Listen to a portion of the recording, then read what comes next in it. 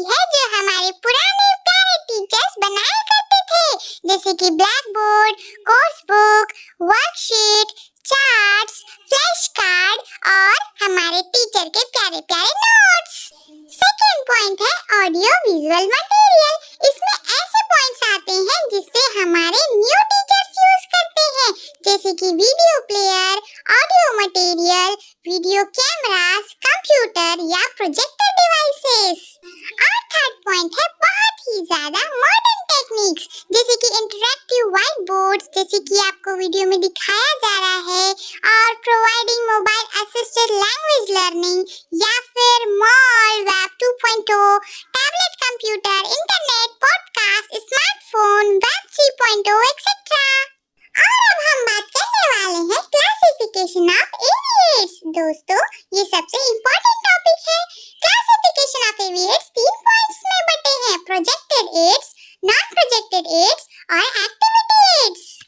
इनमें projected aids के लिए हमने सेपरेट वीडियो बनाई है, जिसके बारे में हम अलग से डिफाइन करेंगे। अभी इस वीडियो में हम बात करेंगे नॉन प्रोजेक्टेड एड्स की, जो कि 4 पॉइंट में बटे हैं: graphic aid, display boards, 3D aids and audio aids. आइए हम स्टार्ट करते हैं ग्राफिक्स एड्स के साथ। तो आइए हम मूंगफली खाते खाते बात करते हैं।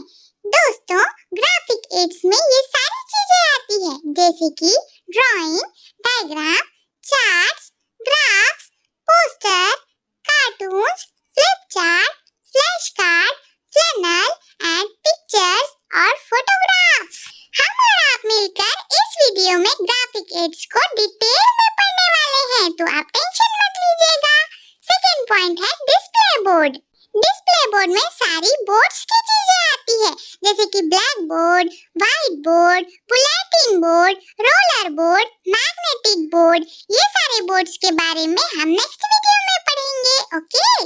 थर्ड पॉइंट है प्रिंट मटेरियल। प्रिंट मटेरियल में सारी 3D की चीजें आती है, जैसे कि pamphlets, booklets, leaflets and handout. Fourth point है ऑडियो एड्स। इस एड्स में सारी सुनने की चीजें आती है, जैसे कि radio, recording and television. Fifth point में 3 डायमेंशनल चीजें आती है, जैसे कि specimen, model, mockups, puppets, globes etcetera. और अब हम ग्राफिक एड्स की डिटेल में बात करेंगे, तो आइए आइसक्रीम खाते खाते बात करते हैं। तो क्या आप तैयार हैं? ओह यस, बिल्कुल तैयार हैं। तो ग्राफिक एड में पहला पॉइंट है ग्राफ। ग्राफ का मीनिंग होता है excellent means of presenting quantitative data. That means हम इसमें पीपल्स को दो किसी भी चीजों के बीच में या उसके फंडामेंटल्स के बीच की रिलेशनशिप को बहुत अच्छे से समझा सकते हैं। हम किसी भी दो चीजों के बीच में इस तरह के ग्राफ बना सकते हैं, जैसे कि line graph, bar graph, pictograph, histograph, area graph and scatter plot. तो चलिए शुरू करते हैं लाइन ग्राफ से। लाइन ग्राफ क्या होती है?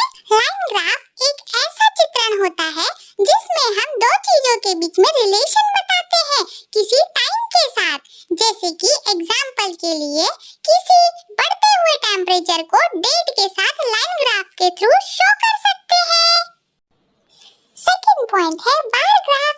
बार ग्राफ किसी भी दो न्यूमेरिकल चीजों को कंपेयर करने का सबसे अच्छा तरीका है। इसके थ्रू हम इन्वेंटरीज, ग्रुप साइज और फाइनेंशियल प्रोडक्शन को भी देख सकते हैं। दोस्तों, बार ग्राफ दो टाइप के होते हैं, हॉरिजॉन्टल और वर्टिकल। इसमें ऊपर जाने वाली एक्सिस एक कैटेगरी को और नीचे जाने वाली एक्सिस दूसरी कैटेगरी को रिप्रेजेंट करती है, और इस तरह से इसकी हाइट और लेंथ इससे रिलेटिवली डायरेक्ट इसकी वैल्यू शो करती है। Bar graph generally marketing companies में यूज करते हैं, जिससे वे डायरेक्टली अपने सर्वे के रिस्पांस को देख सके। दोस्तों देखिए, ऐसी दिखती है बार ग्राफ। और अब सेकंड पॉइंट है ड्राइंग एंड डायग्राम। दोस्तों, डायग्राम ऐसे ग्राफिक ऑर्गेनाइजर होते हैं जिसे ऑर्गेनाइज इंफॉर्मेशन को देने के लिए और अपने आइडियाज को विजुअली प्रेजेंट करने के लिए यूज करते हैं, जिसमें कि टीचर अपने आइडियाज को स्टूडेंट को कंप्लीट नोट्स के थ्रू आराम से समझा सके।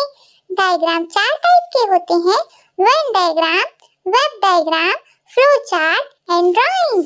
फर्स्ट पॉइंट है वेन डायग्राम।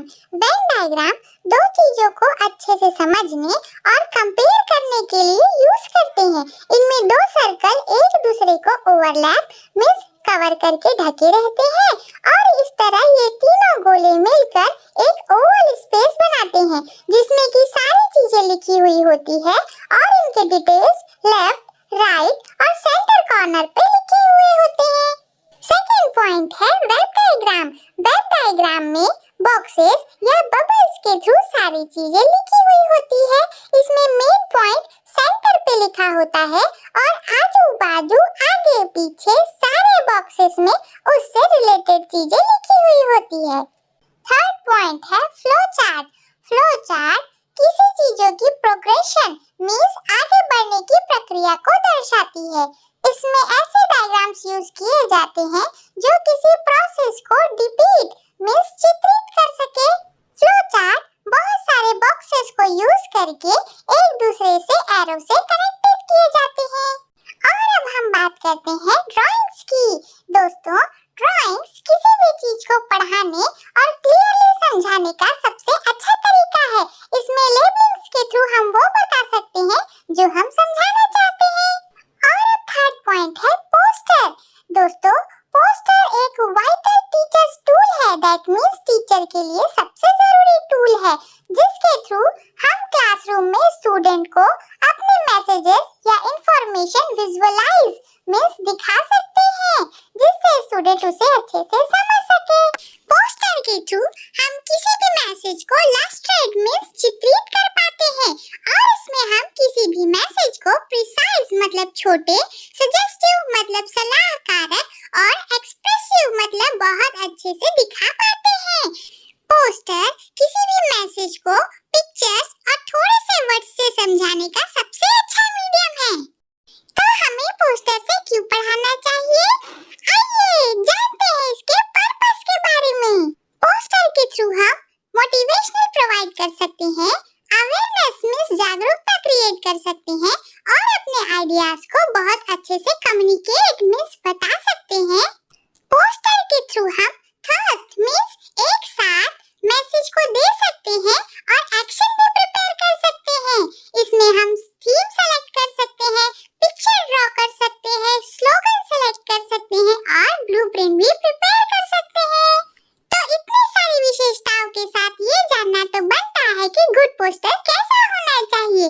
पहला है ब्रेविटी मींस पोस्टर को कंसाइज मींस छोटा और क्लियर होना चाहिए।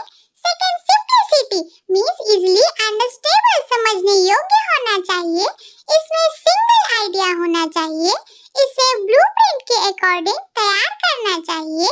इसमें अच्छा कलर कॉम्बिनेशन होना चाहिए जो कि पोस्टर को अट्रैक्टिव बहुत ही सुंदर और आंखों में अच्छा लगने वाला बनाए।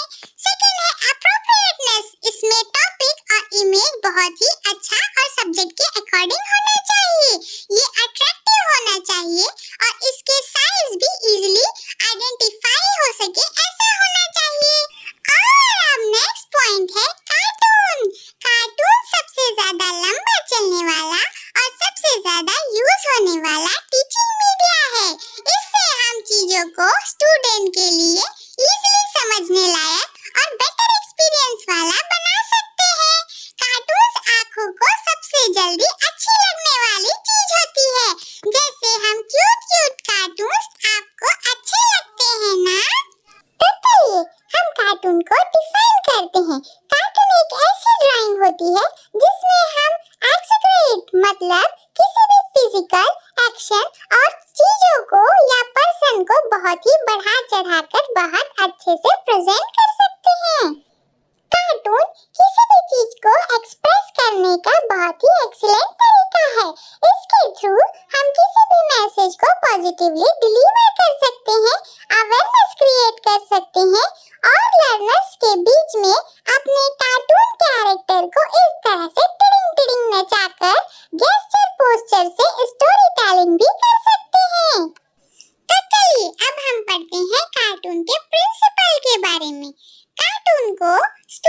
के एज, क्लास, एक्सपीरियंस और लेवल के हिसाब से सूटेबल मीन्स सुविधाजनक होनी चाहिए। कार्टून को स्टूडेंट के एज, क्लास, एक्सपीरियंस और लेवल के हिसाब से सूटेबल मीन्स उचित होना चाहिए। कार्टून्स की राइटिंग और ग्राफिक्स मीनिंगफुल मीन्स अर्थ वाली और इंटेलिजिबल होनी चाहिए। कार्टून को एडिक्वेट मीन्स उचित साइज का होना चाहिए जिससे उसकी बताई जाने वाली डिटेल्स पूरी क्लास में विजिबल हो सके। कार्टून्स के सारे सिंबल्स क्लियर होना चाहिए और अंडरस्टैंडेबल होना चाहिए मीन्स समझने योग्य होना चाहिए। कार्टून को अम्यूजिंग मीन्स हास्यकारक और इंस्ट्रक्टिव यानी कि बताने वाली होनी चाहिए। कार्टून्स के इतने सारे टाइप्स होते हैं। Normal way means new type के कार्टून्स, सिंबल टाइप के कार्टून्स, बोल्ड यानी कि मोटे टाइप के कार्टून्स जो कि कोई मैसेज प्रोवाइड कर सके, और कंसर्निंग पर्सनालिटी मीन्स किसी कैरेक्टर वाली कार्टून्स। और अब हम बात करने वाले हैं हमारे नेक्स्ट पॉइंट फ्लिप चार्ट के बारे में। फ्लिप चार्ट एक ऐसी टीचिंग सिचुएशन होती है जहाँ पे आपको बहुत सारे लोगों को एक साथ पढ़ाना है पर आपके पास बुक अवेलेबल नहीं है। ऐसे सिचुएशन में एक से ज्यादा कॉपीज को देते हुए आप पढ़ा सकते हैं और इसे फ्लिप चार्ट कहते हैं। फ्लिप चार्ट एक चार्ट की सीरीज होती है जिसमें बहुत सारे डायग्राम के थ्रू नॉलेज को बढ़ाया जाता है और विजुअल इंफॉर्मेशन दिया जाता है। फ्लिप चार्ट सिंपल होना चाहिए। इसकी ड्राइंग टॉपिक से रिलेवेंट यानी कि रिलेटेड होना चाहिए। इसमें कोई मैसेज होना चाहिए। फ्लिप चार्ट देखने में अट्रैक्टिव होना चाहिए और मेसी मीन्स मिली-जुली नहीं होना चाहिए। इसके लेटर्स बड़े-बड़े और आपस में चिपके नहीं होना चाहिए। ये दूर-दूर और समझने में इजी होना चाहिए। और अब हम बात करेंगे काइंड्स ऑफ फ्लिप चार्ट्स के बारे में। Flip charts community development information दे सकते हैं, डिस्कशन के थ्रू या किसी लेसन का पार्ट हो सकते हैं, किसी सॉन्ग्स के थ्रू या फिर प्रोसेस को स्टेप बाय स्टेप भी बता सकते हैं। फ्लिप चार्ट में स्टोरीज, टेक्स्ट बुक या कमर्शियल फ्लिप चार्ट्स भी यूज कर सकते हैं। और अब हम बात करेंगे फ्लिप चार्ट्स को यूज करने वाली गाइडलाइंस के बारे में। टीचर को अपने टॉपिक के बारे में अच्छे से पता होना चाहिए।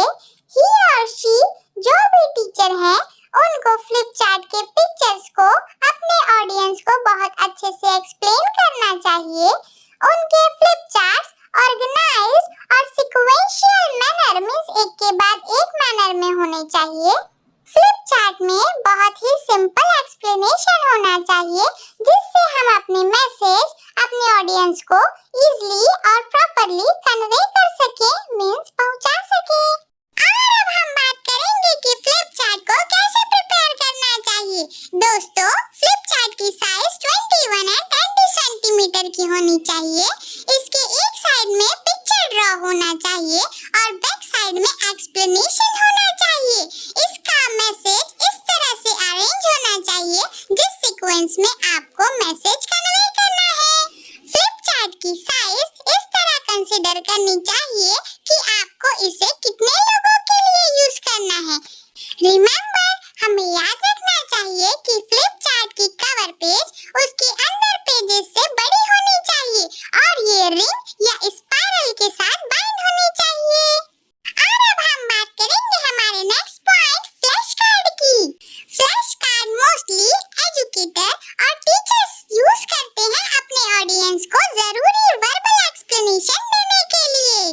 ये अपने क्लास को छोटे समय में बहुत सारी चीजें एक्सप्लेन करने के लिए यूज करते हैं, इसीलिए इसे फ्लैश कार्ड कहते हैं। फ्लैश कार्ड को इस तरह डिफाइन किया जाता है कि यह एक पिक्चर की सेट होती है जिस पर एक कैप्शन लिखा हुआ होता है जो कि आपकी आइडिया को रिप्रेजेंट करता है। फ्लैश कार्ड को इस तरह पर्टिकुलरली सीक्वेंस वाइज अरेंज किया जाता है जिससे आप मैसेज ऑडियंस को इजीली पहुंचा सके। फ्लैश कार्ड की प्रिंसिपल गाइडलाइन इस तरह से है। फ्लैश कार्ड को इफेक्टिवली यूज करना चाहिए और ये 5 to 15 साइज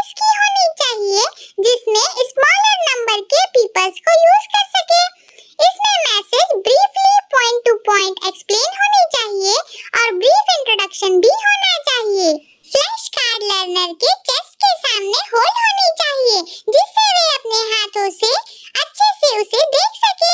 फ्लैश कार्ड में सीक्वेंशियल नंबर के अकॉर्डिंग अरेंज होनी चाहिए। फ्लैश कार्ड में बोल्ड लेटरिंग यूज करना चाहिए जिससे उसे दूर से भी देखा जा सके। इस कार्ड की साइज ऑडियंस और टीचर के डिस्टेंस के अकॉर्डिंग होनी चाहिए। मींस जितने दूर टीचर उतना ही बड़ा फ्लैश कार्ड होना चाहिए।